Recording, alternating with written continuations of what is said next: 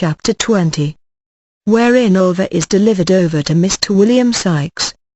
When Oliver awoke in the morning, he was a good deal surprised to find that a new pair of shoes, with strong thick soles, had been placed at his bedside, and that his old shoes had been removed.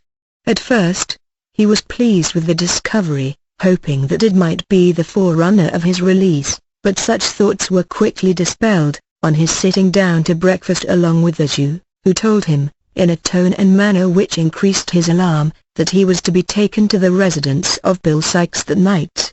To stop there, sir?" asked Oliver, anxiously. "No, no, my dear. Not to stop there," replied the Jew. "We shouldn't like to lose you. Don't be afraid, Oliver, you shall come back to us again. Ha! Ha! Ha! We won't be so cruel as to send you away, my dear. Oh no, no." The old man, who was stooping over the fire toasting a piece of bread, looked round as he bantered Oliver thus, and chuckled as if to show that he knew he would still be very glad to get away if he could. "I suppose," said the Jew, fixing his eyes on Oliver, "you want to know what you're going to Bill's for, my dear?"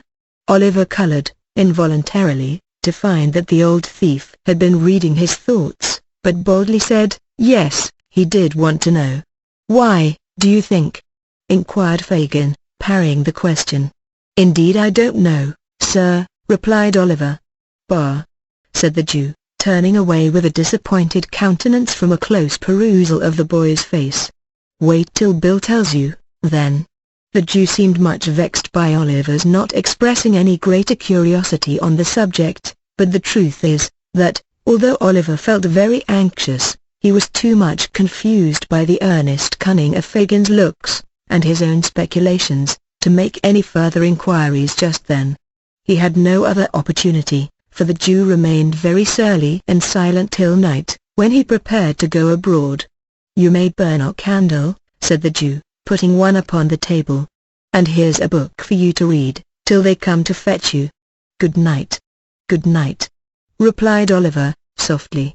The Jew walked to the door, looking over his shoulder at the boy as he went. Suddenly stopping, he called him by his name. Oliver looked up. The Jew, pointing to the candle, motioned him to light it. He did so, and, as he placed the candlestick upon the table, saw that the Jew was gazing fixedly at him, with lowering and contracted brows, from the dark end of the room. "Take heed, Oliver. Take heed," said the old man, shaking his right hand before him in a warning manner. "He's a rough man, and thinks nothing of blood when his own is up.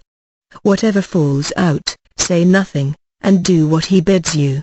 Mind." Placing a strong emphasis on the last word, he suffered his features gradually to resolve themselves into a ghastly grin, and, nodding his head, left the room. Oliver leaned his head upon his hand when the old man disappeared, and pondered, with a trembling heart, on the words he had just heard. The more he thought of the Jew's admonition, the more he was at a loss to divine its real purpose and meaning. He could think of no bad object to be attained by sending him to Sikes, which would not be equally well answered by his remaining with Fagin, and after meditating for a long time, concluded that he had been selected to perform some ordinary menial offices for the housebreaker, until another boy, better suited for his purpose could be engaged. He was too well accustomed to suffering, and had suffered too much where he was, to bewail the prospect of change very severely. He remained lost in thought for some minutes, and then, with a heavy sigh, snuffed the candle, and, taking up the book which the Jew had left with him, began to read. He turned over the leaves, carelessly at first, but, lighting on a passage which attracted his attention, he soon became intent upon the volume. It was a history of the lives and trials of great criminals, and the pages were soiled and thumbed with use.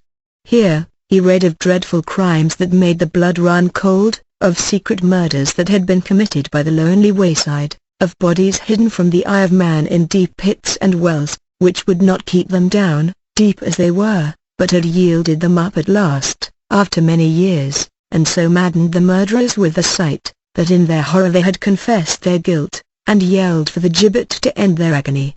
Here, too, he read of men who, lying in their beds at dead of night, had been tempted, so they said, and led on, by their own bad thoughts, to such dreadful bloodshed as it made the flesh creep, and the limbs quail, to think of.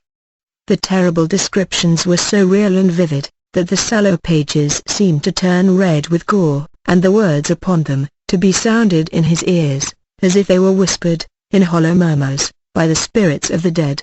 In a paroxysm of fear, the boy closed the book, and thrust it from him. Then, falling upon his knees, he prayed heaven to spare him from such deeds, and rather to will that he should die at once, than be reserved for crimes so fearful and appalling. By degrees, he grew more calm, and besought, in a low and broken voice, that he might be rescued from his present dangers, and that if any aid were to be raised up for a poor outcast boy who had never known the love of friends or kindred, it might come to him now, when, desolate and deserted, he stood alone in the midst of wickedness and guilt. He had concluded his prayer, but still remained with his head buried in his hands, when a rustling noise aroused him. "What's that?" he cried, starting up, and catching sight of a figure standing by the door. "Who's there?" "Me. Only me," replied a tremulous voice. Oliver raised the candle above his head, and looked towards the door. It was Nancy. "Put down the light," said the girl, turning away her head. "It hurts my eyes." Oliver saw that she was very pale, and gently inquired if she were ill. The girl threw herself into a chair, with her back towards him, and wrung her hands, but made no reply. "God forgive me," she cried after a while, "I never thought of this." "Has anything happened?" asked Oliver. "Can I help you?" "I will if I can." "I will, indeed." She rocked herself to and fro, caught her throat, and, uttering a gurgling sound, gasped for breath. "Nancy!" cried Oliver, "what is it?" The girl beat her hands upon her knees, and her feet upon the ground, and, suddenly stopping, drew her shawl close round her, and shivered with cold. Oliver stirred the fire. Drawing her chair close to it, she sat there, for a little time, without speaking, but at length she raised her head, and looked round.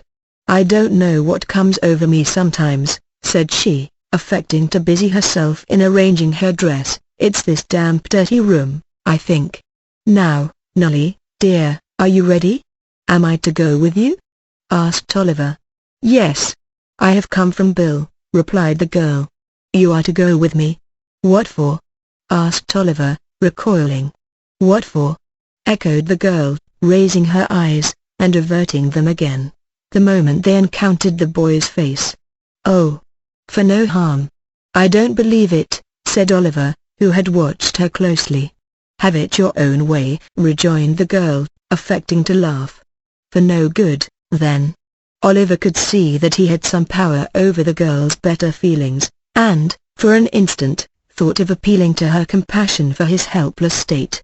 But, then, the thought darted across his mind that it was barely 11 o'clock, and that many people were still in the streets, of whom surely some might be found to give credence to his tale. As the reflection occurred to him, he stepped forward, and said, somewhat hastily, that he was ready. Neither his brief consideration, nor its purport, was lost on his companion. She eyed him narrowly, while he spoke, and cast upon him a look of intelligence which sufficiently showed that she guessed what had been passing in his thoughts. "Hush!" said the girl, stooping over him, and pointing to the door as she looked cautiously round. "You can't help yourself. I have tried hard for you, but all to no purpose. You are hedged round and round. If ever you are to get loose from here, this is not the time." Struck by the energy of her manner, Oliver looked up in her face with great surprise. She seemed to speak the truth. Her countenance was white and agitated, and she trembled with very earnestness. "I have saved you from being ill-used once, and I will again, and I do now," continued the girl aloud, "for those who would have fetched you, if I had not, would have been far more rough than me. I have promised for your being quiet and silent. If you are not, you will only do harm to yourself and me too, and perhaps be my death. See here. I have borne all this for you already, as true as God sees me show it." She pointed, hastily, to some livid bruises on her neck and arms, and continued, with great rapidity, "Remember this. And don't let me suffer more for you, just now. If I could help you, I would, but I have not the power. They don't mean to harm you. Whatever they make you do, is no fault of yours. Hush. Every word from you is a blow for me. Give me your hand. Make haste. Your hand." She caught the hand which Oliver instinctively placed in hers, and, blowing out the light, drew him after her up the stairs. The door was opened, quickly, by someone shrouded in the darkness, and was as quickly closed, when they had passed out. A hackney cabriolet was in waiting. With the same vehemence which she had exhibited in addressing Oliver, the girl pulled him in with her, and drew the curtains close. The driver wanted no directions, but lashed his horse into full speed, without the delay of an instant. The girl still held Oliver fast by the hand, and continued to pour into his ear the warnings and assurances she had already imparted. All was so quick and hurried, that he had scarcely time to recollect where he was, or how he came there, when the carriage stopped at the house to which the Jew's steps had been directed on the previous evening. For one brief moment, Oliver cast a hurried glance along the empty street, and a cry for help hung upon his lips. But the girl's voice was in his ear, beseeching him in such tones of agony to remember her, that he had not the heart to utter it. While he hesitated, the opportunity was gone. He was already in the house, and the door was shut. "This way," said the girl, releasing her hold for the first time. "Bill?" "Hello," replied Sikes, appearing at the head of the stairs, with a candle. "Oh, that's the time of day. Come on." This was a very strong expression of approbation, an uncommonly hearty welcome, from a person of Mr. Sikes' temperament. Nancy, appearing much gratified thereby, saluted him cordially. "Bullseye's gone home with Tom," observed Sikes, as he lighted them up. "He'd have been in the way." "That's right," rejoined Nancy. "So you've got the kid," said Sikes when they had all reached the room, closing the door as he spoke. "Yes, here he is," replied Nancy. "Did he come quiet?" inquired Sikes. "Like a lamb," rejoined Nancy. "I'm glad to hear it," said Sikes, looking grimly at Oliver, for the sake of his young carcass, as would otherwise have suffered for it. "Come here, young un, and let me read you a lecture, which is as well got over at once." Thus addressing his new pupil, Mr. Sikes pulled off Oliver's cap and threw it into a corner, and then, taking him by the shoulder, sat himself down by the table, and stood the boy in front of him. "Now, first, do you know what this is?" inquired Sikes, taking up a pocket pistol which lay on the table. Oliver replied in the affirmative. "Well, then, look here," continued Sikes.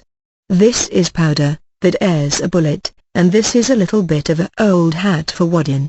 Oliver murmured his comprehension of the different bodies referred to, and Mr. Sikes proceeded to load the pistol, with great nicety and deliberation.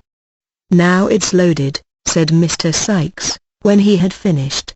"Yes, I see it is, sir," replied Oliver. "Well," said the robber, grasping Oliver's wrist, and putting the barrel so close to his temple that they touched, at which moment the boy could not repress a start, "if you speak a word when you're out o' doors with me, except when I speak to you, that loading will be in your head without notice. So, if you do make up your mind to speak without leave, say your prayers first." Having bestowed a scowl upon the object of this warning, to increase its effect, Mr. Sikes continued.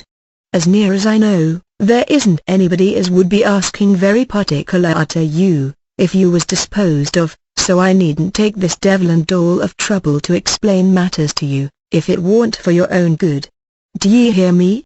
"The short and the long of what you mean," said Nancy, speaking very emphatically, and slightly frowning at Oliver as if to bespeak his serious attention to her words, "is, that if you're crossed by him in this job you have on hand, you'll prevent his ever telling tales afterwards, by shooting him through the head, and will take your chance of swinging for it, as you do for a great many other things in the way of business, every month of your life." "That's it," observed Mr. Sikes, approvingly, Women can always put things in fewest words. Except when it's blowing up, and then they lengthens it out. And now that he's thoroughly up to it, let's have some supper, and get a snooze before starting." In pursuance of this request, Nancy quickly laid the cloth. Disappearing for a few minutes, she presently returned with a pot of porter and a dish of sheep's heads, which gave occasion to several pleasant witticisms on the part of Mr. Sikes, founded upon the singular coincidence of Jemmy's being a name, common to them, and also to an ingenious implement much used in his profession. Indeed, the worthy gentleman, stimulated perhaps by the immediate prospect of being on active service, was in great spirits and good humour, in proof whereof, it may be here remarked, that he humorously drank all the beer at a draught, and did not utter, on a rough calculation, more than 80 oaths during the whole progress of the meal. Supper being ended, it may be easily conceived that Oliver had no great appetite for it. Mr. Sikes disposed of a couple of glasses of spirits and water, and threw himself on the bed, ordering Nancy, with many imprecations in case of failure, to call him at 5 precisely. Oliver stretched himself in his clothes, by command of the same authority, on a mattress upon the floor, and the girl, mending the fire, sat before it, in readiness to rouse them at the appointed time. For a long time Oliver lay awake, thinking it not impossible that Nancy might seek that opportunity of whispering some further advice, but the girl sat brooding over the fire, without moving, save now and then to trim the light. Weary with watching and anxiety, he at length fell asleep.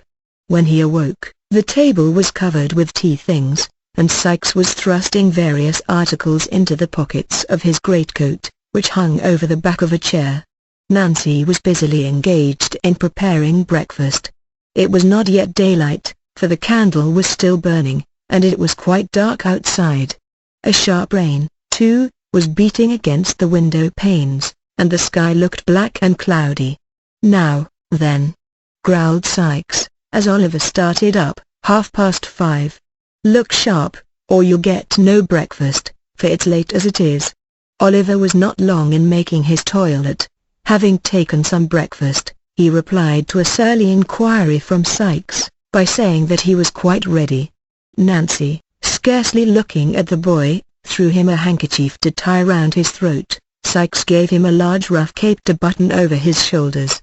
Thus attired, he gave his hand to the robber, who, merely pausing to show him with a menacing gesture that he had that same pistol in a side pocket of his greatcoat, clasped it firmly in his, and, exchanging a farewell with Nancy, led him away. Oliver turned, for an instant, when they reached the door, in the hope of meeting a look from the girl. But she had resumed her old seat in front of the fire, and sat, perfectly motionless before it.